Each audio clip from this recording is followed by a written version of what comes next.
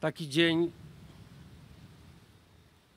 musiał się zacząć tutaj, w Muzeum Powstania Warszawskiego. Wszyscy będziemy nie tylko 1 sierpnia, ale przez kolejne dni wspominać, czcić pamięć tych, którzy zdecydowali się na ten niezwykły, nieporównywalny z niczym innym w historii Polski i Europy zryw.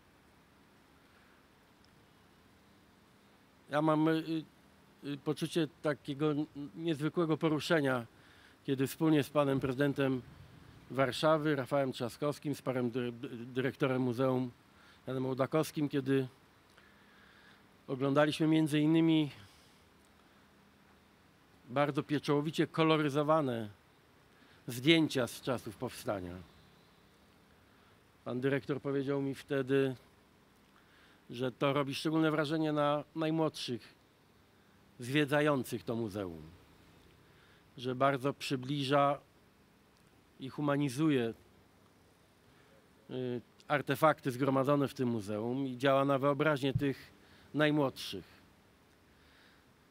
Jest rzeczą bardzo ważną. To nie jest czas na długie przemówienia. Dziękuję bardzo panu dyrektorowi, panu prezydentowi, że znaleźliście czas przed otwarciem muzeum dla regularnie go zwiedzających. Ale to jest dobry moment, żeby wszystkim jeszcze raz uświadomić, że niezależnie od debat historyków przez dziesięciolecia, sporów także politycznych o sens powstania, że mało które z wydarzeń historycznych i rzadko który bohater w naszej historii tak bardzo nie jednoczył Polaków w szacunku dla zdarzenia i dla ludzi, jak powstaniec warszawski. I dlatego to muzeum to jest nie tylko fenomenalna placówka i tutaj niskie ukłony i dla pana dyrektora, i dla całej grupy muzealników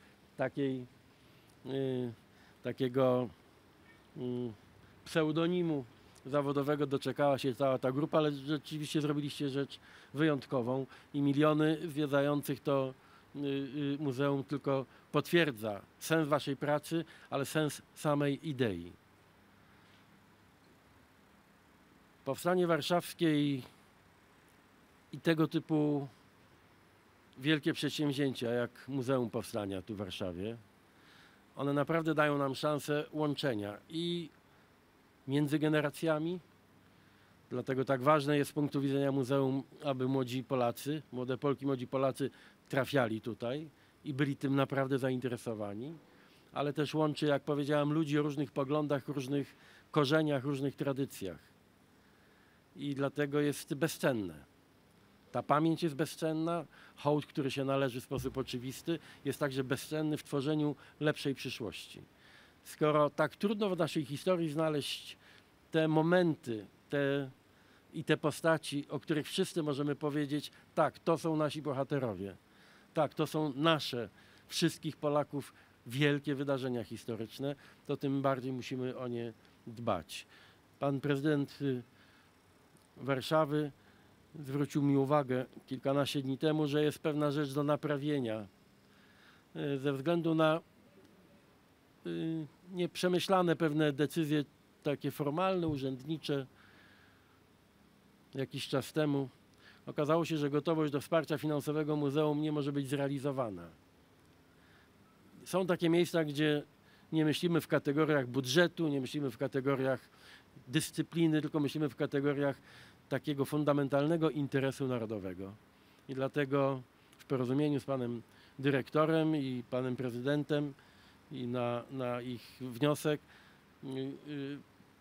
postanowiłem, oczywiście rozmawiałem o tym też z ministrem finansów, aby ten program, wasz bardzo ambitny, już przygotowany przecież, rozbudowy muzeum, bo chcemy, żeby coraz więcej ludzi w coraz lepszych też warunkach mogło korzystać z tej placówki, z wiedzy o powstaniu.